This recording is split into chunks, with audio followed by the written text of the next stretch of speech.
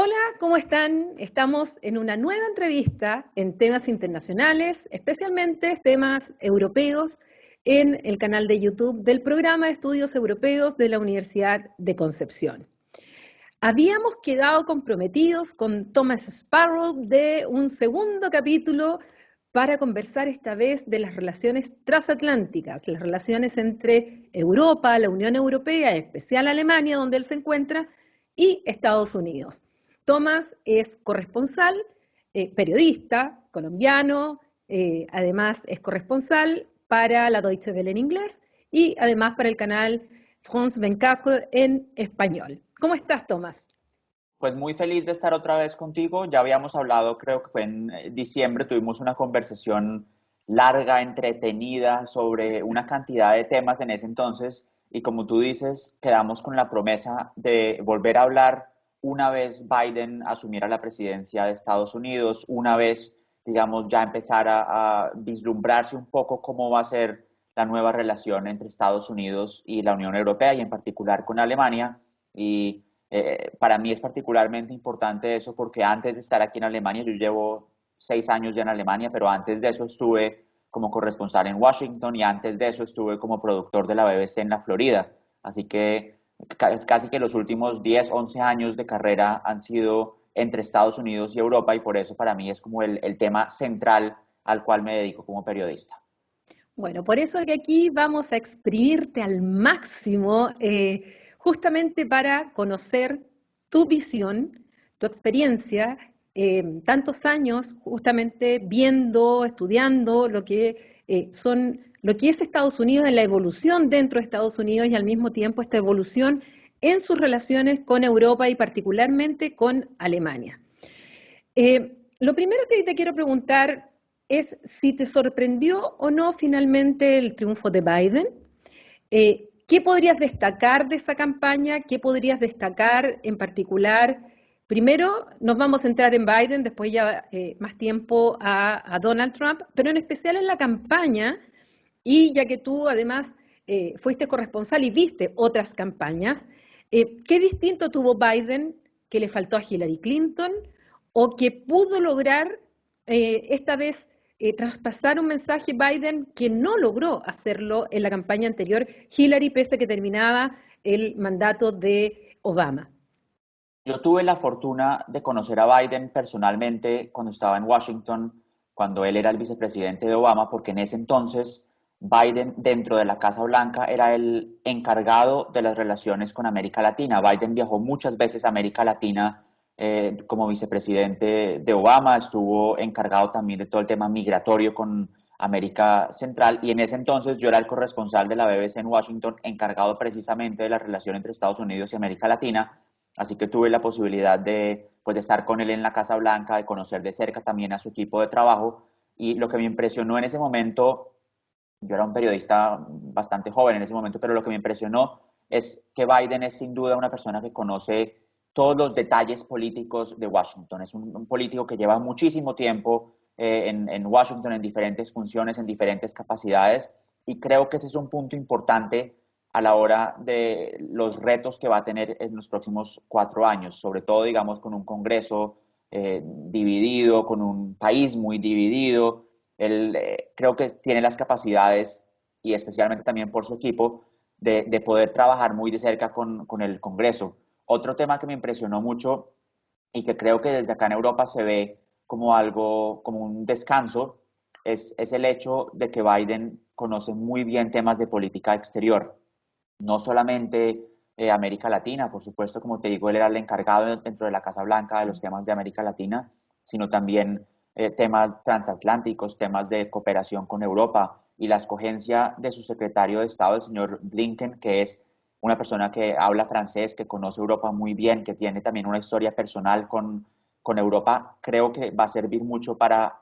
relanzar una relación que durante el gobierno de Donald Trump se vio muy afectada. Ahora, una cosa de la que yo no creo, y creo que también es importante mencionar eso, yo no creo que todos los problemas hayan desaparecido así en un instante con la elección de Biden. Creo que todavía hay temas muy difíciles entre Estados Unidos y la Unión Europea que por lo menos espero puedan empezar a discutir. Un escenario en el que van a poder discutir eso es la conferencia virtual de seguridad de Múnich, que va a tener lugar este viernes, que va a ser la primera vez en la que un presidente en ejercicio de Estados Unidos se dirige a la conferencia de seguridad de Múnich, y en la que también van a participar la canciller Angela Merkel, el presidente francés Emmanuel Macron y otros políticos, bueno, también el primer ministro británico,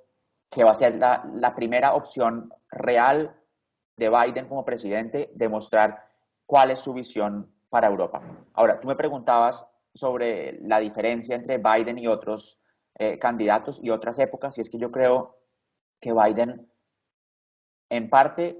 fue alguien que logró entender un poco la dinámica en la que se encontraba Estados Unidos y esa polarización. Biden no es alguien que polarice, digamos, tanto como otros candidatos, no es alguien que tenga un lastre tan grande como tenían de pronto otros candidatos. Entonces creo que mucha gente sí votó confiado en que Biden iba a ser un buen candidato, un buen presidente, y también creo que algunos que, si bien no estaban convencidos de Biden como candidato, sabían que no iban a votar por Donald Trump porque Donald Trump había dividido de manera muy radical, de manera muy clara a Estados Unidos. Entonces creo que ahí es donde se encuentra cómo se puede entender la victoria de Biden, en personas que por un lado estaban de verdad convencidas de que Biden, por su trayectoria y su experiencia, podía cambiar un poco el rumbo de Estados Unidos, y aquellos que de pronto no estaban tan convencidos de Biden, que preferían de pronto a alguien más joven o con una experiencia distinta, pero que sabían 100% que no iban a votar por Donald Trump. Y también, como digo, que los problemas entre Europa y Estados Unidos no se van a solucionar así de un día para otro. Tampoco creo que las divisiones en Estados Unidos vayan a desaparecer de un día para otro. No hay que olvidar que muchísimas personas votaron por Donald Trump y muchísimas personas lo apoyaron también durante sus 4 años de gobierno. Ahora, veamos, vamos analizando, la verdad es que tengo tantas preguntas que hacerte, pero vamos de a poco. Tú señalabas que efectivamente Biden conoce mucho lo que es de política exterior, además más de 40 años en el Senado, fue presidente de la Comisión de Relaciones Exteriores, que es muy importante, y vicepresidente durante 8 años junto a Obama. Por un lado, se le critica a Obama por parte de europeos y también por parte de latinoamericanos, como que los dejó un poco abandonados en su periodo y que se concentró fundamentalmente en el Asia-Pacífico. Yo he escuchado esas quejas tanto en Europa como en América Latina, como que no les dio un sitial que tenía muchas expectativas en Obama y finalmente Obama giró hacia Asia-Pacífico. Y además, Obama, esta disputa, esta rivalidad entre China y Estados Unidos no parte con Trump, sino que parte con Obama. Es Obama el que se da cuenta que efectivamente Estados Unidos iba ya en un declive desde distintos puntos de vista y ve que por el otro lado está ascendiendo y sobre todo teniendo mayor influencia en el mundo China. Y uno de los instrumentos de estrategia de política de Obama fue justamente el TPP, que se creó geopolíticamente por Obama para contrarrestar la influencia de China. Por lo tanto, esa visión de China, es cosa de escuchar algunos mensajes de Obama, son muy claros en esa línea. ¿Biden va a ser un Obama 3? ¿Biden va a continuar muchas políticas de esta misma visión de rivalidad que ya parte con Obama en ese sentido? ¿O va a cambiar? Yo creo que es inevitable para Biden o sea, él va a seguir con algunas de las políticas de Obama, aunque por supuesto con su propio enfoque y con su propio equipo de trabajo, pero él no puede desligarse completamente de la que hasta entonces había sido su función de mayor rango, haber sido el vicepresidente de Obama durante 8 años. Entonces no creo que él vaya simplemente a descartar lo que fueron los 8 años de Obama, pero por supuesto creo que él, y ya lo empieza a demostrar también, va a tener sus propias prioridades y sus propios intereses políticos dictaminados también en gran parte por una realidad distinta a la de Obama, porque resulta que la polarización en Estados Unidos hoy en día y muchos de los temas que tiene que ver Biden hoy en día no son necesariamente los mismos temas que tenía que ver Obama, y si son los mismos temas de pronto no tienen la misma intensidad que tenían en su momento. Un tema, por ejemplo, es el coronavirus en Estados Unidos. Justo estoy leyendo la biografía, pues la biografía de Obama, y estoy en el apartado en el que habla él de la pandemia y de cómo él manejó todos esos temas de salud durante su mandato, pues si uno compara eso con hoy en día Biden, pues son dos mundos muy distintos.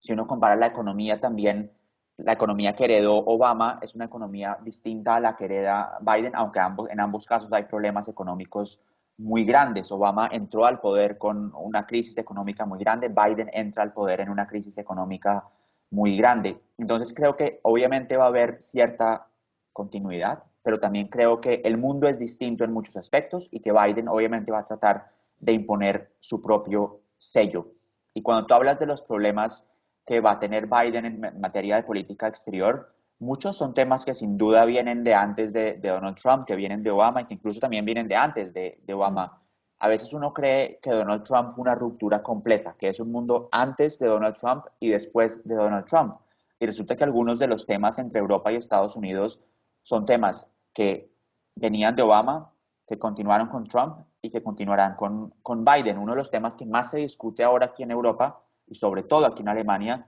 es el del gasoducto Nord Stream 2, que es la segunda fase de un gasoducto que ya está en funcionamiento entre Rusia y Alemania. Esa segunda fase está a punto de ser terminada, faltan unos 150 kilómetros de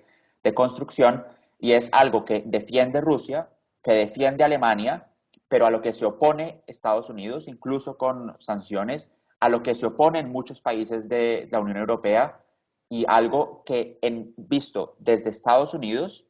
es algo que empezó con Obama, que tampoco lo veía con muy buenos ojos, que continuó con Trump, que tampoco lo veía con muy buenos ojos, y que ahora continúa con Biden, que tampoco lo ve con muy buenos ojos. Entonces, creo que hay temas que van a continuar en materia de política exterior, también en materia de política interior, pero creo que Biden va a tratar de ponerle su propio sello, un sello que todavía no está muy claro, pero que en el caso de Europa vamos a empezar a verlo mañana un poco, cuál va a ser esa dirección, esa trayectoria que él quiere darle a su política exterior y a sus relaciones transatlánticas. Ahora hay otro tema que tampoco parte con Trump, que fue, digamos, Trump fue de la manera más torpe, por decirlo suave, como se lo planteó a los europeos,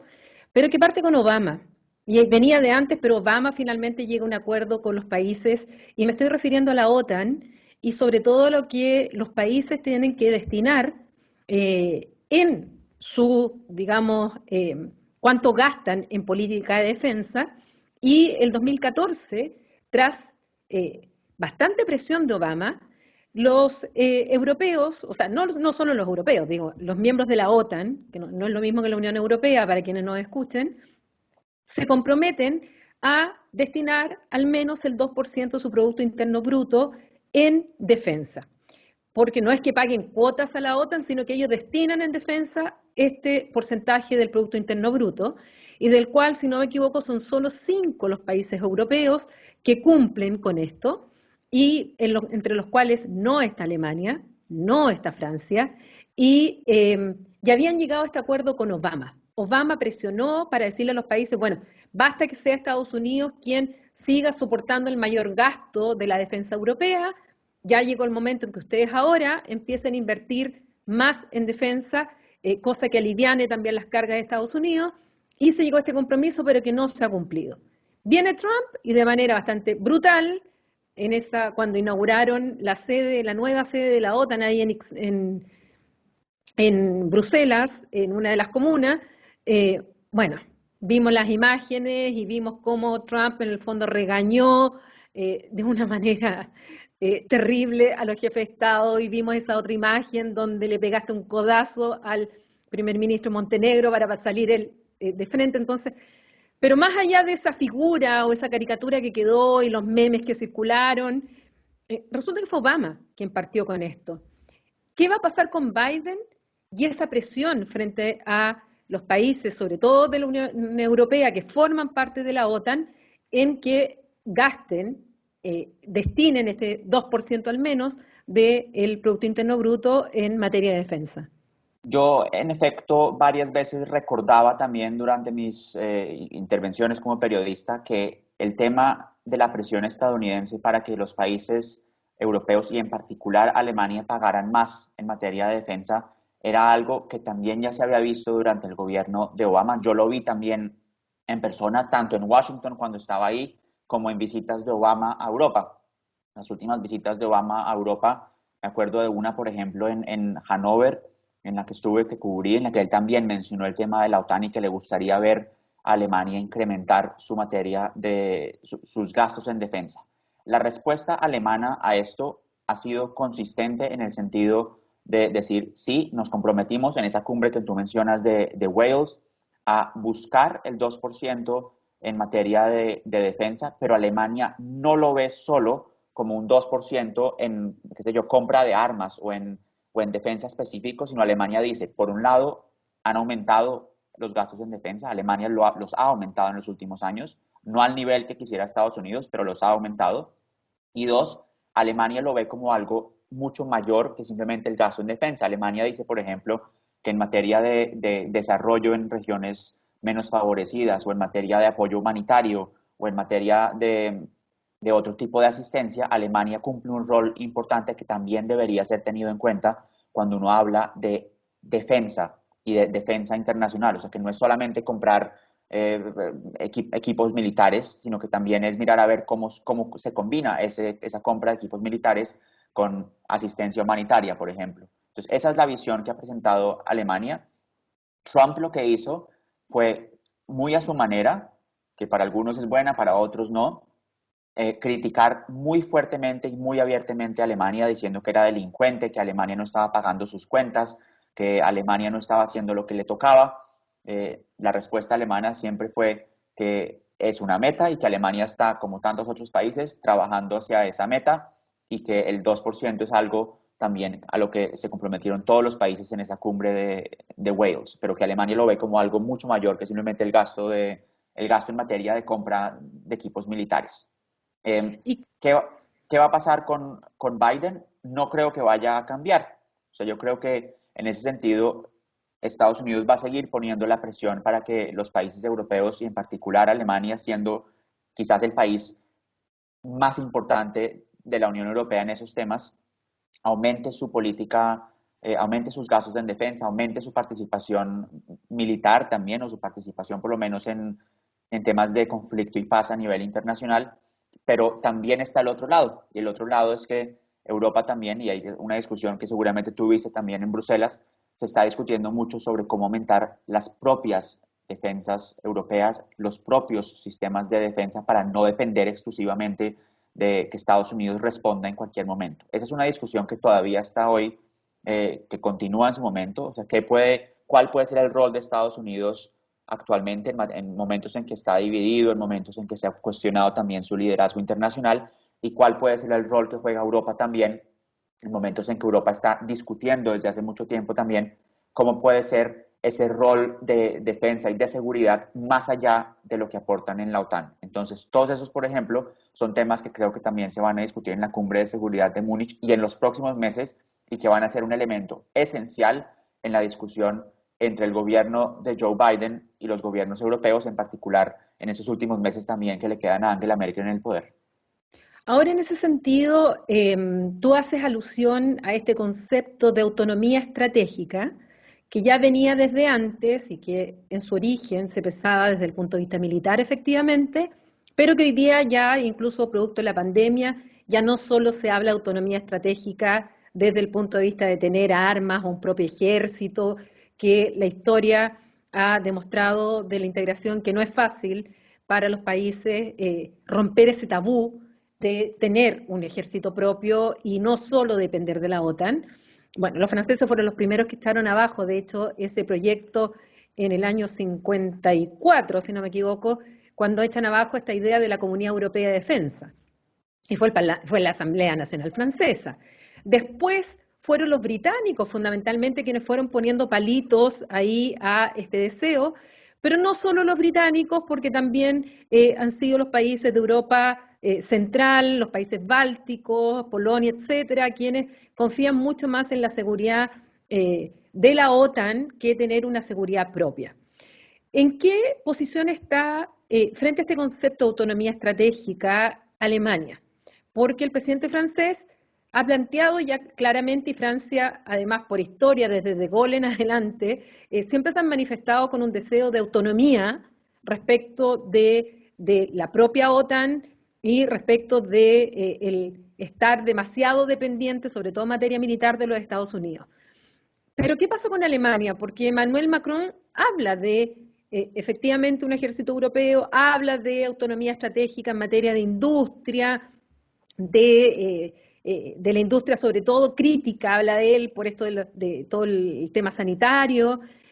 pero ¿qué pasa con Alemania? ¿Qué dice Angela Merkel frente a este concepto de autonomía estratégica? ¿También va a romper el tabú en Alemania como rompió el tabú de los eurobonos o de los coronabonos? ¿Rompió también ella, irá a romper ese tabú de Alemania que se le critica que no despliega internacionalmente toda la capacidad que tiene Alemania por un trauma histórico, sobre todo en materia de militar, o sencillamente Alemania va a seguir manteniendo en materia de defensa un rol mucho más bajo para justamente esos fantasmas del pasado no aparezcan de nuevo? Muy bien que hayas mencionado eso de los fantasmas del pasado porque creo que es un contexto importante cuando uno habla de Alemania y de temas militares, porque Alemania obviamente por su historia y en particular después de la Segunda Guerra Mundial trató de tener un rol militar bastante bajo, o sea, enfocó digamos su poder más bien en la economía o en otros temas políticos, pero los temas militares acá durante mucho tiempo fueron un tema bastante difícil de manejar y se le criticó a Alemania, y por más que se le criticara a Alemania que no tenía un rol militar internacional muy importante, aquí en Alemania siempre se decía que era también por cuestiones históricas y que Alemania no tenía por qué involucrarse, digamos, en conflictos ajenos, que era algo que se veía, digamos, bastante mal. Eso cambió también hace algún tiempo, también en los Balcanes, por ejemplo, empezó a cambiar, pero y también empezó a cambiar cuando la actual jefe de la Comisión Europea, Ursula von der Leyen, era la ministra de Defensa de Alemania, y en un discurso también, creo que fue en el año 2017, si mal no estoy, en la Conferencia de Seguridad de Múnich, también empezó a hablar un poco que Alemania debería aumentar su rol internacional en materia de seguridad, en particular porque Alemania es un país eminentemente multilateral. Entonces, cuando Alemania se presenta como un país eminentemente multilateral, también hace parte de ese multilateralismo apoyar a otros países cuando se trata de seguridad internacional. Lo que Alemania siempre ha mantenido, sobre todo en los últimos años, es que Alemania no va a tener un rol militar único, no va a ser un país que tome decisiones por sí solo en materias militares de atacar a un país o hacer alguna operación militar, es algo que lo va a hacer siempre en otras estructuras, ya sea la OTAN o ya sea, digamos, esa propuesta también de autonomía militar europea que tú bien mencionabas, que Alemania de boca para afuera apoya, pero que muchos critican acá que no ha apoyado suficientemente a Emmanuel Macron. O sea, que si bien Alemania dice que es una buena idea tener autonomía europea, que es una buena idea que Europa tenga sus propios mecanismos de defensa y sus propios mecanismos de seguridad, que el apoyo a esa política que defiende sobre todo Emmanuel Macron ha sido bastante baja. Y yo creo sobre todo que es algo que no va a cambiar mucho en los próximos meses. A Angela Merkel le quedan 7 meses al frente de Alemania, las elecciones son el 26 de septiembre y el enfoque ahora no está en eso. El enfoque ahora aquí en Alemania, como en tantos otros países, está en la pandemia, está en la recuperación económica, está también en parte en la relación con Estados Unidos, estuvo hasta hace poco en todo el tema del Brexit. Entonces creo que hay otros temas mucho más grandes alrededor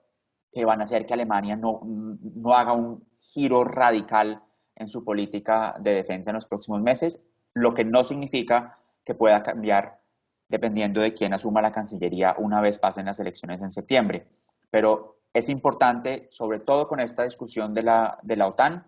entender ese pasado alemán, cómo ese pasado alemán influye en decisiones en materia de seguridad y de defensa actualmente, y cómo Alemania es una especie de líder reticente, así creo que se le ha descrito en el pasado, como un líder que quiere, digamos, tener una influencia política y sobre todo influencia económica, pero que no necesariamente se ve como un país que tenga un liderazgo militar, algo que de pronto en Estados Unidos no se ve de manera tan positiva. ¿Cómo se tomó en Alemania el hecho de la decisión de Trump de retirar los soldados estadounidenses de Alemania? algo que también viene, es histórico, viene desde la Segunda Guerra Mundial y obviamente la distribución de lo que significó Alemania post Segunda Guerra, y donde habían muchos militares efectivamente que estaban en territorio alemán y que Trump decide retirarlos. ¿Cómo se percibió eso por parte de Alemania? ¿Y crees tú que eso lo podrá cambiar esa política Biden o sencillamente Biden ya va, va a continuar con el status quo actual? Según entiendo, pero no sé cómo se haya desarrollado eso en los últimos días, según entiendo, Biden sí anunció que va a revisar esa decisión de Trump. O sea, no creo que en estos momentos esté ya en marcha, digamos, en la retirada de los soldados. Tengo entendido, si mal no recuerdo haber leído en los días de la confirmación de Anthony Blinken, el secretario de Estado, que se anunció que esa retirada se iba por lo menos a revisar. En su momento fue analizada aquí en Alemania desde dos puntos de vista, como algo que por un lado afectaría a Alemania, porque es claro que Alemania por décadas ha puesto énfasis también en la protección de Estados Unidos, en tener esa certeza de que aquí hay muchos soldados estadounidenses, y no solamente soldados, sino también bases militares. Alemania es uno de los países del mundo Efectivamente. con mayor presencia militar estadounidense, pero también fue visto como un golpe que se estaba autoimponiendo Estados Unidos, porque es que las bases militares acá y los soldados acá no son solamente para proteger a Alemania y proteger a Europa, sino que es algo que también sirve principalmente para la defensa de Estados Unidos. No hay que olvidar, por ejemplo, que una de las bases aquí en Alemania es utilizada con mucha frecuencia como punto de partida hacia operaciones en Afganistán. No hay que olvidar que uno de los principales hospitales militares de Estados Unidos, donde se trata a soldados que han sido heridos gravemente en Irak o en Afganistán, queda aquí en Alemania. Entonces no se trata solamente de soldados que están en Alemania para proteger a Alemania en caso de que pase algo, sino son bases, es inteligencia militar, son estructuras de defensa que han servido a Estados Unidos en muchísimas de sus operaciones internacionales en las últimas décadas y que incluso hoy de verdad son fundamentales. También durante la época de Obama, si mal no recuerdo, creo que cuando estaba en Estados Unidos se hablaba mucho de esas operaciones con drones que había puesto en marcha Obama, y que también tenían un componente alemán, por así decirlo, porque en una de esas bases también se estaban planificando esas operaciones. Entonces, creo que este tema de la retirada de los soldados, si se realiza, es muy problemática para Estados Unidos, es problemática para Alemania también, pero creería, por lo que escuché, que es algo que se va a revisar, y me imagino, por lo que conozco de la política de Biden y por lo que conocí también de la política de Obama, que es algo que no necesariamente van a llevar a cabo. Ahora, volviendo a la relación de Obama con Angela Merkel, uno recuerda la imagen del último viaje al exterior que hizo Obama antes de entregarle el poder, el mandato a Donald Trump el 20 de enero del 2017. Su último viaje fue a Alemania, fue a Berlín y se leyó mucho en clave de pasarle el testimonio o el testigo, como se dice en las carreras de posta en atletismo, a Angela Merkel como la líder que iba a realmente a defender este mundo libre, esta democracia liberal, estos valores occidentales frente a quien venía como presidente de los Estados Unidos. Entonces, se vio esa imagen, muchas veces también se dice en Europa que el presidente más europeo que ha tenido Estados Unidos ha sido Obama, tal vez a la misma altura de Kennedy, pero al mismo tiempo no hay que olvidar que tuvo su impas con Angela Merkel por el tema de los pinchazos a los teléfonos, donde Angela Merkel se enojó mucho. Yo estoy leyendo el mismo libro que tú, pero todavía no llego a la parte de las relaciones con Alemania, así que no sé si Obama habla de los pinchazos a los teléfonos de Merkel, pero eso enojó mucho y fue un impasse bastante grave entre la administración de Obama y de Merkel en ese momento. Sí, o sea, incluso antes de que Obama fuera elegido aquí en Alemania, también ya había cierto escepticismo por su elección. Había quienes consideraban que era incluso demasiado elocuente, demasiado, un poco show. Y pues, tú sabrás que los políticos alemanes son todo menos elocuentes y No solo los políticos alemanes, los alemanes. Que es algo que también tiene que ver con un estilo de liderazgo, pero bueno, eso es otro tema. Pero en su momento, en un comienzo, también se veía con cierto escepticismo el ascenso de ese político Obama que llegó a ser el presidente de Estados Unidos. Y el tema que tú mencionas de las llamadas, del escándalo de NSA, como se llamó en su momento, y sobre todo cuando se reveló que el teléfono celular de Angela Merkel estaba siendo intervenido por inteligencia de Estados Unidos, fue un tema muy duro entre Alemania y Estados Unidos. Fue un tema que de verdad afectó la relación bilateral y que incluso hoy, cuando se habla de los 8 años de Obama, cuando se habla de la relación entre Obama y Merkel, se menciona siempre. Claro, uno también habla del otro lado de la moneda, el hecho de que no solamente el último viaje de Obama haya sido a Berlín, sino que la última llamada que él hizo a un líder internacional fuera a Merkel y a su esposo, el señor Sauer. También se habla que Obama consideró a Merkel como su aliada más cercana en el plano internacional, que fue una relación que creció y aumentó y se desarrolló hasta el punto que en muchos elementos veían a la misma altura, o sea, veían los temas de la misma manera. Pero está, por supuesto, lo que tú mencionas también de ese problema difícil del escándalo de la NSA en su momento, que fue de verdad muy difícil para los dos países. Tú me preguntas si Obama le entregó el testigo a Angela Merkel. Yo creo que ese viaje sí fue visto como entregar el testigo. Yo lo cubrí, yo estuve en la Cancillería también cuando Obama hizo ese último viaje a Berlín y si mal no recuerdo a él le preguntaron si votaría por Angela Merkel y él creo que pues, de su manera política sí dijo que él votaría por Angela Merkel. En ese momento Alemania también estaba en etapa de reelección, elecciones en 2017, que ganó el partido de Angela Merkel. Y él mostró ese apoyo a Angela Merkel como una líder que sin duda podía seguir con algunos de las políticas más importantes que él había puesto en marcha, esa idea del multilateralismo, esa idea de buscar soluciones conjuntas a problemas como el cambio climático o, bueno, una cantidad de temas que estaban en discusión en ese momento, también de conflictos internacionales. Y yo creo que a Angela Merkel le ayudó también ese empujón de Obama en las elecciones de ese año.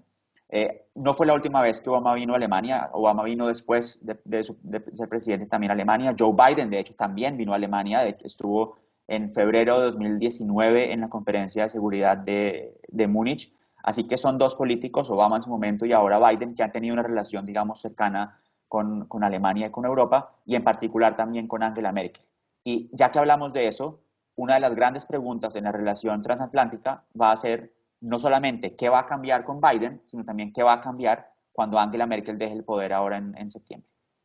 Exacto. Antes de entrar a eso, sigamos un poco, quiero seguir con las relaciones con Alemania y en particular con Angela Merkel y con la Unión Europea, porque tradicionalmente el llamado del presidente electo de los Estados Unidos era a su par del Reino Unido. Pero esta vez, por lo menos el comunicado que salió desde la sede o la oficina de Biden, dijo que había llamado a 4 líderes en Europa, en el cual estaba Emmanuel Macron, Angela Merkel, Boris Johnson y además Michael Martin, que es el primer ministro de la Irlanda. República de Irlanda. Pero lo pusieron en orden alfabético, no pusieron en orden de llamadas. Entonces ahí hay toda una especulación si de verdad Biden cumplió con este ritual de llamar primero al Reino Unido con esta relación especial, o que las llamadas efectivamente fueron primero a los europeos continentales. Eh, bueno, en el caso de Irlanda es por una razón de que él es de origen irlandés y le preocupa mucho el tema irlandés, por lo tanto es muy importante fue muy importante la llamada que le hizo a Boris Johnson. Pero después leí que cuando ya fue presidente en ejercicio, cuando ya asume el poder, la llamada primero habría sido a Emmanuel Macron y después a Angela Merkel, y justamente la razón habrían sido 2. No sé si es verdad en cuanto a análisis. Por eso te lo pregunto. Primero, por lo que ya mencionaste, lo del gasoducto, que a Estados Unidos no le gusta el gasoducto de Nord Stream 2. Y 2, porque el acuerdo de inversiones que acaba de celebrar la Unión Europea con China habría sido fundamentalmente impulsado por Angela Merkel y por Alemania, quien tiene una relación muy estrecha comercial de inversiones con China y que tampoco habría gustado mucho en la Casa Blanca. ¿Qué sabes de eso? ¿Qué tanto es verdad? ¿Qué tanto son solo comidillos de algunos corresponsales? ¿O hay bastante desierto? Los dos temas que mencionas son temas muy importantes para la relación transatlántica. Son dos temas que ya son, digamos, problemáticos entre Estados Unidos y la Unión Europea. El tema de Nord Stream, que ya mencioné brevemente, es algo que, como tú dices, no le gusta para nada a Estados Unidos por temas geopolíticos, en primer lugar. Estados Unidos lo ve como una creciente dependencia de Europa hacia Rusia, como un problema también para países de tránsito como Ucrania, lo ve como un problema, digamos, de seguridad también, pero tiene un componente económico también de interés propio en el caso de Estados Unidos, y es el fracking. Y es que Estados Unidos quiere abrir el mercado europeo a su gas natural licuado, entonces por supuesto le interesa que no todo el gas que consume Europa venga de Rusia, sino también poder tener la posibilidad de vender su propio gas natural licuado. Entonces, eso también es importante entenderlo, que no es solamente algo, una preocupación generosa de Estados Unidos por la dependencia de Europa hacia Rusia, sino tiene también intereses particulares. Y el tema de China, el tema del acuerdo de inversiones de China, es sin duda algo que no le gustó a la administración de Biden. Si mal no estoy, el asesor de seguridad nacional de Biden también lo mencionó en algún momento en Twitter, en el sentido de que quizás la Unión Europea ha debido esperar un poco a que llegara la administración de Biden antes de meterse en semejante tema de un acuerdo de inversión con China. Es importante que era un proyecto que Alemania tenía en particular durante su presidencia rotatoria del Consejo de la Unión Europea. Era algo que Alemania quería en particular, poder tener una discusión amplia con China sobre muchos temas. Terminó cancelándose una cumbre entre la Unión Europea y China por cuestiones de la pandemia, y en los últimos instantes de la presidencia alemana del Consejo de la Unión Europea se firmó este acuerdo de inversión con China sin esperar a que entrara Biden a la Casa Blanca, a lo que fue visto como una bofetada de la Unión Europea hacia Estados Unidos. De hecho, se le preguntó a Angela Merkel y se le preguntó también a Emmanuel Macron en una rueda de prensa que tuvieron hace poco por ese tema, por el tema de China y cómo esperan unir, digamos, todos esos intereses diferentes, la política, digamos, de Estados Unidos hacia China, que es una política de confrontación, que es una política comercial tensa,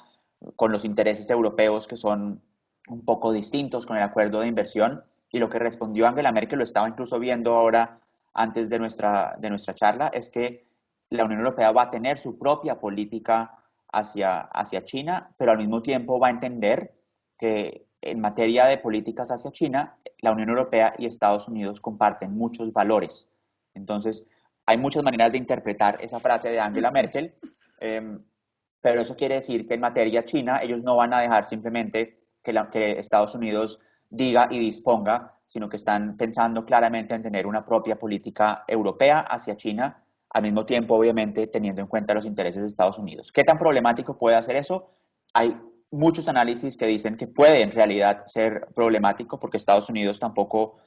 quiere, digamos, entrar en competencias con Europa sobre su política hacia China, pero sí creo que va a ser el tema de los próximos años entre Estados Unidos, la Unión Europea y China, cómo balancear esos diferentes intereses. Estados Unidos, por ejemplo, tiene intereses en Asia-Pacífico que tú ya mencionabas antes, políticos quizás mucho mayores que la Unión Europea. La relación de la Unión Europea con China es mucho más económica, es mucho más basada en inversiones. De hecho, China, si mal no estoy, superó ya a Estados Unidos como el principal socio económico de la Unión Europea, y de ahí que para Europa, desde un punto de vista económico, la relación con China sea particularmente importante. Ahora, a Angela Merkel se le critica en su política hacia China el hecho de que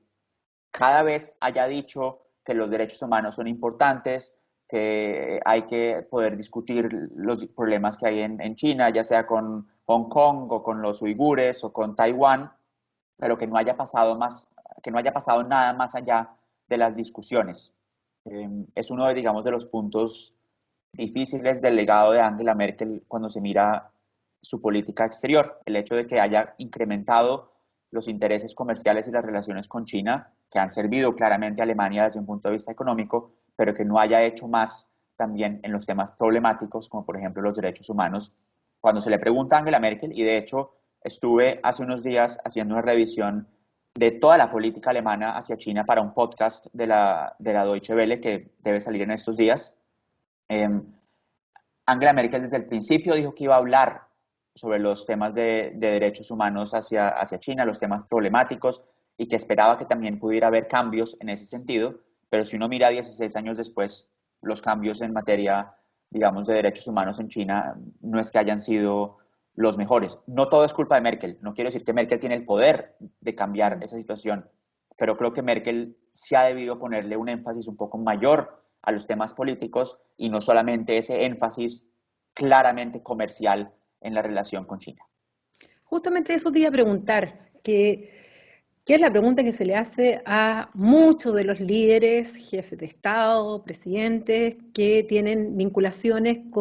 claramente con China.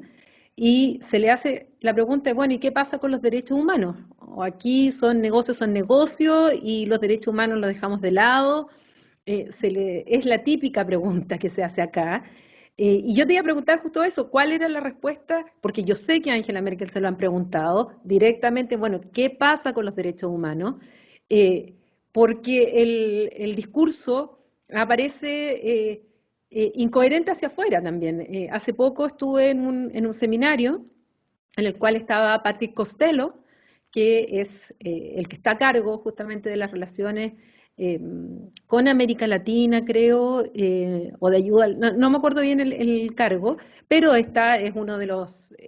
jefes ahí arriba en el Servicio Europeo de Acción Exterior, y yo le hablaba un poco de los dilemas cuando ellos se presentan, es para la democracia, observación electoral y democracia, ese es el cargo que él tiene.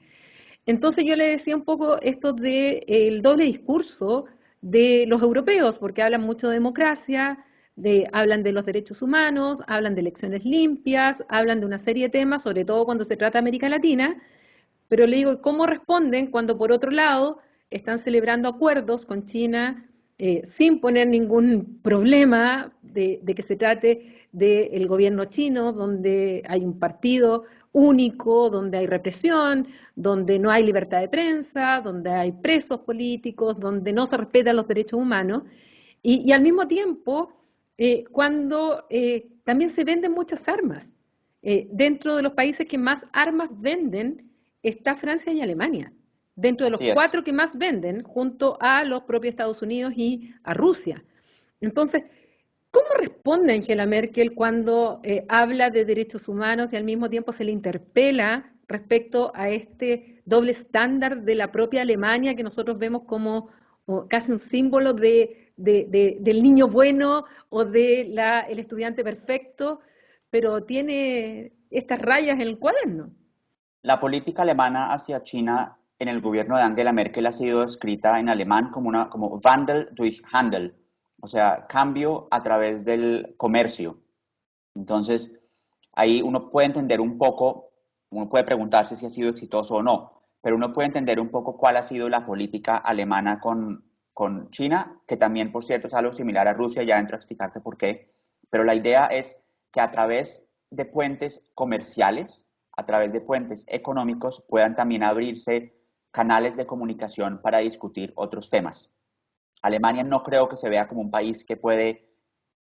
realizar un cambio en otra nación, China o Rusia o la que sea. No es que Alemania vaya a hacer algo que haga que China, una potencia mundial, vaya a cambiar, pero Alemania sí ve que a través de vínculos comerciales puede tener la posibilidad de discutir con homólogos en China los temas que son incómodos. Es, por cierto, la misma política, o ponemos el mismo enfoque que tiene Alemania con Rusia. Cuando los políticos de oposición aquí, también de otros países, han pedido que Alemania cancele el gasoducto Nord Stream 2, y la respuesta que vino no solamente de Angela Merkel, sino también del jefe de Estado en Alemania, o sea, el presidente Frank-Walter Steinmeier, es que hay que mantener los canales de comunicación con Rusia como una prioridad diplomática. Steinmeier incluso hablaba de mantener los últimos puentes que existen entre Rusia y la Unión Europea. En otras palabras, mientras más difícil sea la situación con alguno de los países que Alemania, sin embargo, considera estratégicos desde un punto de vista comercial y desde un punto de vista de solucionar problemas internacionales, la política alemana no está en cancelar discusiones o en cerrar puentes o en bloquear esfuerzos, sino en usar la influencia que tiene Alemania, que es una influencia económica, para poder discutir los temas difíciles con esos países. La crítica que se hace es que solamente los discute. O sea, que Alemania cada vez, que Merkel cada vez que va o tiene una rueda de prensa con China, menciona el tema de los uigures o de los derechos humanos o los problemas que haya con Hong Kong o lo que sea, pero que mucho más allá de eso no cambia. En el caso de Hong Kong, sí ha habido ciertos cambios específicos a nivel europeo, en particular con un tratado de extradición, pero también lo que se le critica, y de hecho hace poco hice un reportaje aquí con disidentes con personas que están a favor de los derechos humanos en Hong Kong, que dejaron Hong Kong y se instalaron en la Unión Europea, le estaban pidiendo a los alemanes en el Parlamento y también en el gobierno que hicieran mucho más, que fuera mucho más allá de simplemente las palabras. Entonces ahí tienes las dos miradas. La mirada del gobierno, que espera a través de comercio, a través de relaciones económicas fuertes, poder tener la posibilidad de tener canales de comunicación, y quienes por el contrario critican que sean solamente palabras y que esperan que Alemania, como un país tan poderoso y que además tiene esas relaciones económicas fuertes, debería poner mucha más presión para que países como China o como Rusia cambien temas que a nivel europeo son considerados antidemocráticos. Volvamos ahora al otro lado del mundo, a Estados Unidos, y a lo que internamente está pasando luego de asumir Joe Biden el poder. ¿Cuáles tú crees que son los principales desafíos? Ya has mencionado algo con la pandemia, que va a tener Joe Biden en estos primeros meses, en este primer semestre sobre todo, a nivel interno, y cómo ves los mensajes que él ha enviado ya con los nombramientos que ha hecho de su propio gabinete, como de los distintos cargos que ya ha estado anunciando y que de a poco está tomando la administración, el ejercicio del poder en un país tan complejo hoy día, sobre todo por el impeachment de Trump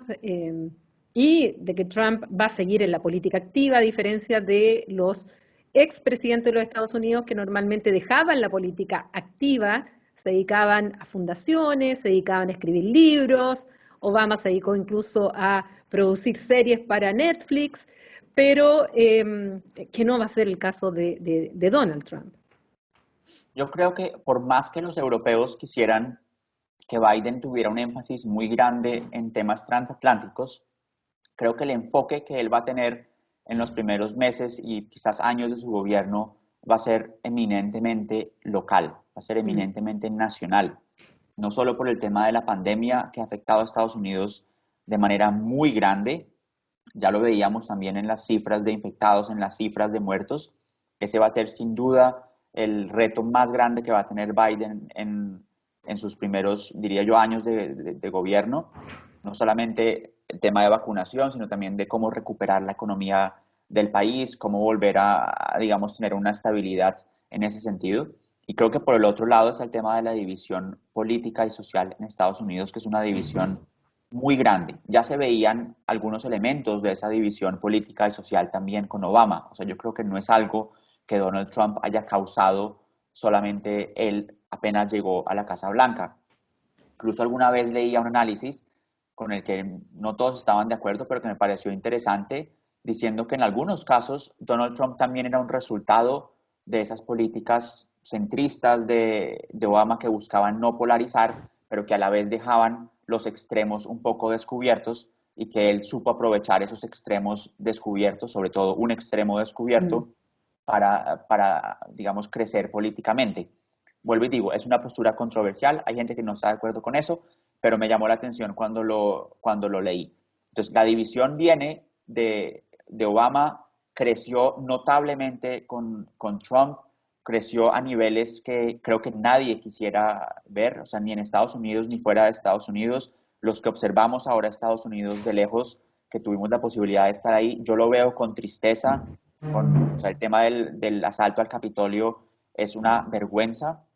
Eso no puede pasar en un país como Estados Unidos, no puede pasar en ningún país, pero no puede pasar en el Capitolio de Estados Unidos. Y creo que son temas con los que va a tener que lidiar Joe Biden en los próximos años, así ya haya terminado el segundo impeachment a Trump. Trump, tú bien lo dices, no se va a simplemente retirar en la Florida y va a dejar de tener política activa. Y así lo haga, hay creo que 70 y pico millones de votantes que escogieron a Donald Trump y no a Joe Biden. Y Joe Biden va a tener el reto enorme de gobernar no solamente para los que lo eligieron a él, sino también para los que eligieron a su contrincante y convencer a esas personas de que él también puede poner en práctica medidas que los ayuden a ellos, ya sea en la economía, ya sea en temas sociales, ya sea en tema también en temas políticos locales y por supuesto también en temas de materia exterior. Entonces, aunque creo, y mañana lo vas a ver en la conferencia de seguridad de Múnich, aunque se va a hablar mucho de la relación transatlántica y de los enfoques de Biden a nivel internacional, creo que los retos grandes de él van a ser primordialmente retos a nivel nacional, local, y que también van a determinar en gran medida cómo se vea su presidencia también cuando llegue el momento otra vez de midterm elections o de las elecciones siguientes, porque no hay que olvidar que en Estados Unidos llega el presidente y al día siguiente ya están en campaña los otros. Así es. En ese sentido, ¿cómo ves el Partido Republicano? El Partido Republicano que para muchos Trump también es producto de una derechización del Partido Republicano antes de Trump. O sea que Trump llega en un momento en el cual ya el Partido Republicano estaba girando más hacia la derecha, ya tenían el antecedente del Tea Party y, y que finalmente, bueno, llega esta figura que arrasa y que aquellos republicanos más tradicionales con las bases fundacionales del partido, algunos de ellos se han retirado, otros incluso llamaron a votar por Biden, se juntaron, y ahí está el The Lincoln Project, donde habían republicanos llamando a votar por Biden, pero sin embargo, como tú dices, se encuentran con que no solamente 74 millones de personas votaron por Trump, sino que además 8 millones más que en la última elección en que ganó Trump. Entonces, tienen ese electorado que es más que republicano trumpista y además un alto porcentaje de ese electorado cree de verdad que les robaron las elecciones. Ellos están convencidos que les robaron las elecciones. Entonces, hay algunos más extremos que se tomaron el Capitolio frente a las llamadas y la incitación claramente de Donald Trump. Pero existe una gran masa que a lo mejor no se tomó el Capitolio, pero que sin embargo están absolutamente convencidos que las elecciones se las robaron y que la presidencia de Biden no es legítima, pese a los 60 y tantos fallos de los tribunales electorales en cada uno de los gobiernos de los Estados Federados, más la Corte Suprema, perdió todos los recursos Donald Trump, pero sin embargo estamos en ese fenómeno ante la evidencia. Cuando tú no quieres creer en algo, sencillamente no crees y las teorías conspiracionistas aquí sencillamente cunden y la gente lo cree. ¿Qué va a hacer Biden en ese escenario tan complejo? Bueno, creo que lo primero es darse cuenta que él no va a poder convencer a los más extremos. O sea, los más extremos, ya sea los que estuvieron en el Capitolio o los que simplemente siguen absolutamente convencidos de una elección robada, él no va a poder convencer a esas personas. Pero es que si algo también es importante recordar es que los 70 y pico millones de personas que votaron por Trump no son todos como los que asaltaron el Capitolio o los que creen en teorías de la conspiración, sino que hay muchas personas que votaron por él por temas económicos, porque creen que las políticas anteriores no los beneficiaban a ellos, que se sienten dejados de lado por la política tradicional, que querían a alguien fuera del establishment político en Washington porque estaban cansados de que los políticos en Washington determinaran sus vidas en los diferentes estados del país. Entonces, los más extremos creo que están lejos de la meta de Biden de poder convencerlos o de poder tener una discusión con ellos sobre política en Estados Unidos. Pero creo que los demás es algo que Biden y su equipo sí van a tratar de, pues si no convencer, por lo menos de tener algún tipo de discusión y de poder mirar a ver cuáles son las razones por las cuales votaron por Trump, cuáles son los temas que los afectan primordialmente, por qué se sienten dejados de lado, en fin. Es algo que a Biden le va a tocar hacer. O sea, él no puede gobernar dejando de lado, digamos, a 50 o 60 millones de ciudadanos, o a 65 millones o a 70 millones de ciudadanos que votaron por su contrincante. Claro, es algo que todos los políticos tienen que hacer, o sea, no es algo exclusivo de Estados Unidos. En todos los países, cuando gana un político, pues pierde otro y con eso sus votantes. Pero en el caso de Estados Unidos lo que pasa es que el país está tremendamente dividido, radicalizado en muchos aspectos también, de lado y lado, a lo que preocupa a muchos expertos, a lo que ha dejado a muchos expertos también preguntándose cuál es el futuro de Estados Unidos, tanto a nivel nacional como a nivel de política internacional, cuál es el liderazgo que puede tener Estados Unidos a nivel internacional cuando está enfrentando todos esos problemas a nivel local. Y esas son las preguntas con las que el equipo de Biden, estoy seguro, se está enfrentando en la actualidad. ¿Qué programas podemos poner en práctica para tratar de unificar un poco al país y cómo lo vamos a lograr? Y creo que en la medida en que lo logre o no lo logre, también eso va a ser parte importante de su legado cuando llegue el momento de hacer el legado de Biden. Ahora, una de las confesiones que hizo y reconocimientos que hizo Obama en su momento de por qué había ganado Trump y no Hillary Clinton fue que durante el periodo de la gran recesión del 2008 en adelante, él no había sabido rápidamente actuar frente a todos los cesantes en paro que habían quedado y que sus programas de reconversión habían sido insuficientes para esta cantidad de gente que, dada la crisis o dada la deslocalización de empresas y la competencia también de los productos chinos que estaban entrando ya de manera importante en los Estados Unidos, habían dejado a mucha gente sin trabajo. O que había también, se habían congelado los sueldos, los salarios de una clase media que sintió que sencillamente su salario quedó estancado y los que gozaban finalmente de la globalización, los que gozaban de los beneficios de los acuerdos con el exterior, eran otros y ellos seguían con sus salarios o congelados o sencillamente no tenían trabajo y eso lo reconoce al final Obama diciendo sí, debimos haber puesto mayor atención porque ese fue voto, incluso voto demócrata, que se fue a Trump. Y tal vez hoy día todavía ese voto está yendo a Trump, o se fue a Trump, o sigue pensando en Trump porque no tienen trabajo, es gente también de edad que ya no es fácil encontrar trabajo en otra cosa, o que también fueron reemplazados por las máquinas, es decir, por la automatización de la economía. No fue un inmigrante extranjero quien le quitó el trabajo, pese a que Trump lo haya convencido de eso, fue una máquina. Fue una máquina que hoy día está en un cajero en un supermercado, fue una máquina quien está hoy día en una empresa haciendo un trabajo repetitivo, que lo hace mejor y que 100 o 200, 300 trabajadores, que no descansa, que trabaja los 7 días a la semana, que no se embaraza, que no pide licencias médicas y que eso también es una realidad. Eh, ¿Cómo crees tú que irá a asumir Biden ese fenómeno? Pues estamos hablando sobre todo de Detroit, que siempre se nombra como de los grandes perdedores de esta globalización, de esta deslocalización de empresas y donde también hay un voto muy duro eh,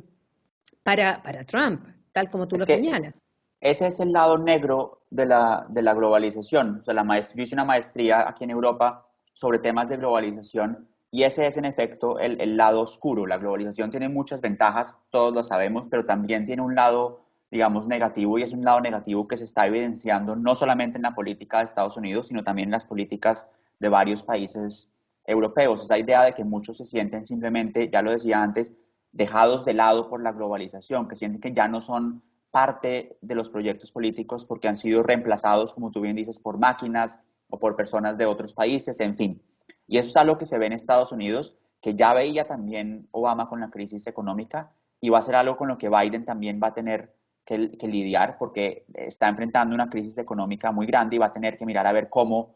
precisamente logra escuchar y logra traer a todas esas personas y hacer que se sientan parte de su proyecto. Y ahora que tú mencionabas eso, es justamente algo que también pasa en Alemania, y no solamente en Alemania, porque el surgimiento de partidos de extrema derecha o de derecha también se nutre en gran parte de esas personas que ya no se sienten representados por la política tradicional, que ya no sienten que tienen un lugar en la sociedad globalizada del momento, que antes de pronto votaban por partidos socialdemócratas, como aquí en Alemania, pero que han decidido dejar los partidos socialdemócratas para irse a los partidos de extrema derecha que tienen un discurso nacionalista, un discurso de Alemania primero o de Estados Unidos primero. Trump, uno le puede criticar mucho a Trump, pero él fue inteligente con ese eslogan de América, de Estados Unidos primero, porque logró dar en el clavo con muchos de sus votantes. Logró específicamente atraer a personas que estaban sintiendo que con esas políticas internacionales y globales se estaba dejando de lado a las políticas tradicionales en Estados Unidos, ya fueran algunas industrias o ya fueran algunos sectores de la economía. Entonces, creo que ese es un fenómeno que a mí me llama la atención también desde un punto de vista comparativo. Es algo que no solamente Biden va a tener que lidiar en Estados Unidos, sino es algo que creo que también están lidiando ya los políticos europeos y que me imagino que también en América Latina muchos están enfrentándose con esas políticas también. Efectivamente. Para terminar, Tomás, quisiera hablar del que es el sucesor de Angela Merkel, aquel que ganó las elecciones internas dentro de la CDU, del Partido de la Democracia Cristiana Alemana, que algo habíamos alcanzado a conversar en el capítulo anterior a este, todavía no eran las elecciones. Finalmente gana el continuador de Angela Merkel. ¿Me recuerdas el nombre? Algo, Armin Laschet, algo así. Armin Laschet. Ya. Y ¿cómo ves tú que se está dando la política hoy día interna de Alemania, pensando que en septiembre son las elecciones, donde ya Angela Merkel no va a un quinto periodo, donde ya se le está echando de menos por muchos el hecho que se vaya Angela Merkel, porque muchas críticas se le pueden hacer, pero Angela Merkel tuvo tal vez algunos rasgos muy claros. Uno, el hecho de haber sido muy centrista en el sentido de mantener el equilibrio y la estabilidad. Hasta sus manos puestas así reflejaban un poco el símbolo de que ella quería el equilibrio, lo que han querido los alemanes durante tanto tiempo, sobre todo después de la Segunda Guerra Mundial, querían equilibrio para mantener la paz y dentro de la paz este desarrollo y prosperidad económica. Y, y por otro lado, también una Angela Merkel que cuando hubo que jugársela por Europa, se la jugó por Europa, y cuando hubo que marcar más el sello alemán, marcó el sello alemán. Eso también va a seguir con quien es su sucesor hoy día, tiene las mismas habilidades que se le reconocen a Angela Merkel. La política interna va hacia que este aumento en las encuestas de Angela Merkel, producto de su gestión en la pandemia, se traspasen automáticamente a su sucesor o no necesariamente. Bueno, falta mucho todavía para septiembre, yo sé que en política eso es una eternidad. ¿Cómo está el SPD? ¿Cómo está en la encuesta? Yo lo he visto tercero, los verdes siguen manteniendo ahí apoderándose de este segundo lugar. También viendo cómo va Alternativa para Alemania, este partido más de ultraderecha, que no sé si ha seguido creciendo o ya tocó techo. ¿Cómo se está dando la política pensando en las elecciones de ahora del 2021 en septiembre? Pues si me permites voy a, digamos, explicar un minuto cómo funcionan las elecciones en Alemania, porque no sé si todos los que nos vayan a ver lo sepan, porque además son extremadamente complejas. Ay, Porque, sí, yo no sé si lo voy a poder explicar en un minuto. Mira que son complejísimas el sistema pero electoral. son elecciones parlamentarias y en Alemania normalmente se forman coaliciones de gobierno y el partido que tenga el mayor número de votos es el que pone el canciller o la canciller. Entonces, en Alemania en la actualidad hay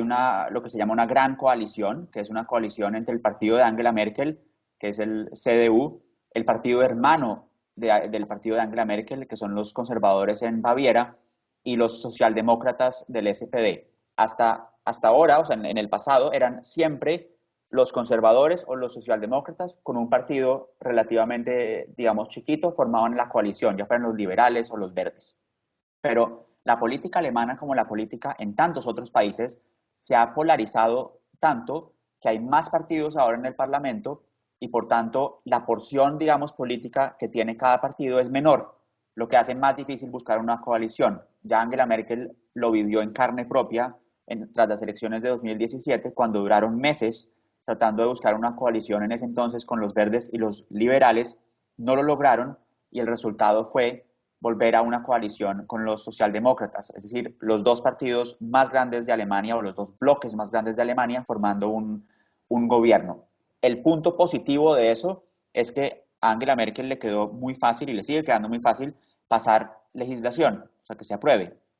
El punto negativo que ven algunos es que la oposición queda relegada a un plano, digamos, mínimo, porque la oposición no tiene, pues tiene voz, pero no tiene, digamos, mucha posibilidad de cambiar cosas muy grandes, sobre todo porque los partidos de oposición, pues no todos trabajan juntos. Entonces, el partido de oposición más grande en Alemania en la actualidad es Alternativa para Alemania, el AfD, partido de ultraderecha, pero todos los otros partidos ya dicen que no trabajan con ellos. Entonces,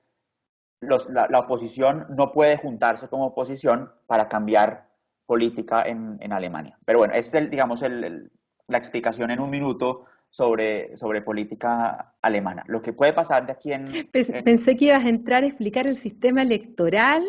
de cómo se elige los miembros del Bundestag y que además nunca se sabe cuántos van a ser, porque Sí. yo pensé que eso ibas a entrar a explicar, porque eso es más No, pero complicado. para eso necesito una hora porque además Sí, es con un esquema matemático muy difícil. Me así es. acuerdo que para las elecciones de 2017 yo duré días tratando de entender ese sistema matemático porque, como tú bien dices, no siempre terminan resultando los mismos miembros del Parlamento. Entonces, a veces es un Parlamento con 709, a veces es un Parlamento con menos o con más miembros. Pero otro elemento, digamos, que hace difícil entender la política alemana es que el líder del partido no es necesariamente el candidato a las elecciones. Entonces, Armin Laschet, quien tú mencionabas, que ahora es el nuevo líder de la CDU, el Partido Conservador, el partido de Angela Merkel, él es el líder del partido, pero no es claro si él va a ser el candidato a canciller. Eso es algo que se va a decidir probablemente en abril, o sea, después de ¿Y Semana Santa. cómo lo eligen? ¿Por elección dentro de la CDU con los bávaros o no? Sí, sí, o sea, es algo que se elige o sea, en Alemania los conservadores van a elecciones siempre como bloque. Entonces van como CDU y CSU, o sea, los conservadores de Baviera, eligen un candidato que es el que los representa en las elecciones federales y también en el Parlamento, entonces hay un bloque conservador, o sea, está en el Parlamento, está CDU y CSU. Entonces, actualmente, por ejemplo, hay ministros del gabinete de Merkel que pertenecen a la CDU y que también pertenecen a los hermanos bávaros. Entonces, así es un poco cómo funciona y ellos van a decidir quién será el candidato probablemente en abril. Y resulta que si uno mira las encuestas, Armin Laschet tiene pocas posibilidades hasta el momento de ser el candidato. Es alguien que tiene experiencia de liderazgo porque es el líder regional de la región más poblada de Alemania, con unos 18 millones de habitantes, pero es un político que no es considerado muy carismático, que no tiene, digamos, mucha atracción a nivel nacional, que ha sido controversial también con algunas de sus posturas en política exterior, y por el contrario, alguien a quien le ha ido muy bien en las encuestas en los últimos meses, en particular también por su manejo de la pandemia, es el líder en Baviera, Markus Söder. Entonces, si me preguntaras hoy quién va a ser el candidato del bloque conservador a las elecciones, yo diría que es probable que vaya a ser Markus Söder y no Armin Laschet, que es el jefe de la CDU. Pero todos esos son temas que todavía están por decidirse y por eso también me es imposible en este momento decirte cómo va a ser la política alemana tras Angela Merkel. Si me tocara decir algo, diría que es una política que no creo que vaya a cambiar radicalmente. O sea, no es como en Estados Unidos donde tienes 4 u 8 años de gobierno demócrata y luego vienen los republicanos y deshacen todo de un solo tajo, sino en Alemania, por ser también, digamos, ese sistema federal, todo el tema de las coaliciones, los cambios vienen de manera lenta. Yo a veces digo que Alemania es como un Mercedes-Benz que se mueve a 20 kilómetros por hora, porque de verdad los cambios llegan, pero llegan lentos. Y Entonces yo los no creería franceses que va se a ser vuelven locos con eso, o sea, los franceses quieren exactamente, todo rápido, quieren las decisiones ya, y Angela Merkel calmadamente los escuchaba y no lo hacía. Y volvía exactamente. loco a Sarkozy, volvía loco a Hollande, ahora seguramente Emmanuel Macron, pero ha sido la característica no solo de Angela Merkel, sino que en general de la Alemania de posguerra. Es la característica de la Alemania de posguerra. La estabilidad es un bien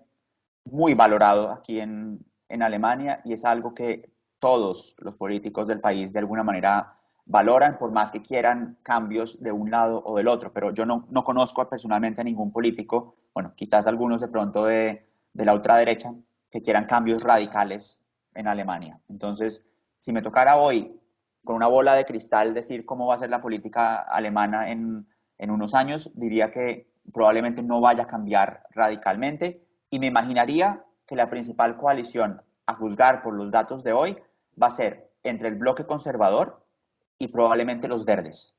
Mm. que han ganado mucho terreno en los últimos años, en particular con todo el tema climático. Pero te propongo que así como hicimos ya una primera ronda y una segunda ronda, que dejemos oficialmente aquí establecido que haremos una tercera más adelante para seguir hablando de todos estos temas que nos interesan. Por supuesto, y yo te pido que me envíes todos tus links para compartirlos con quienes no, con quienes me siguen en Twitter o también a través de los canales de el programa de estudios europeos y el mío, para compartir también tus reportajes, tus entrevistas y lo que tú haces tanto en la Deutsche Welle en inglés como también en el canal France 24 en español. Así que te agradezco de nuevo, Tomás, por el tiempo, porque es súper agradable conversar contigo estos temas, por tu conocimiento y porque además nos ayudas a entender, bueno, todas estas complejidades, sobre todo desde Alemania, siendo un latino, pese a que no eres solamente latino, pero para efectos de esta entrevista tú eres latino colombiano y además habiendo vivido tanto tiempo en Estados Unidos, nos facilita mucho a nosotros también la comprensión a este lado del mundo que muchas veces leemos, pero nos falta un poco más de eso que se palpa, se vive, se ve, y que es tan bueno también para alguien como yo, académica, el tener esa parte práctica que tú tienes del terreno y de estar ahí. Qué ganas de haber conocido yo a Obama, o sea, es mi sueño conocer a Obama, así que te envidio en esa parte. Así que gracias, Tomás, y bueno, estaremos en contacto para un tercer capítulo y cuarto y quinto. Vamos a seguir analizando porque la política internacional nos va a seguir dando temas. Un placer, muchas gracias por la invitación y yo feliz siempre de acompañarte porque compartimos esa pasión por estos temas internacionales, así que yo, pues de verdad, con todo el gusto para poder también compartirlo a las personas pues, que les interesen estos temas y que están en América Latina y que lo quieren hacer también en español, yo feliz, de verdad, me encanta hacer esto, así que muchas gracias por la invitación. No, gracias, Tomás. Y para aquellos que nos están escuchando, bueno, esto queda en el canal del programa de estudios europeos de la Universidad de Concepción, también en mi canal de YouTube, para que vean estas y la conversación anterior que tuvimos con Tomás antes de las elecciones en Estados Unidos. Así es que, bueno, me despido de ustedes hasta una próxima oportunidad. Hasta pronto.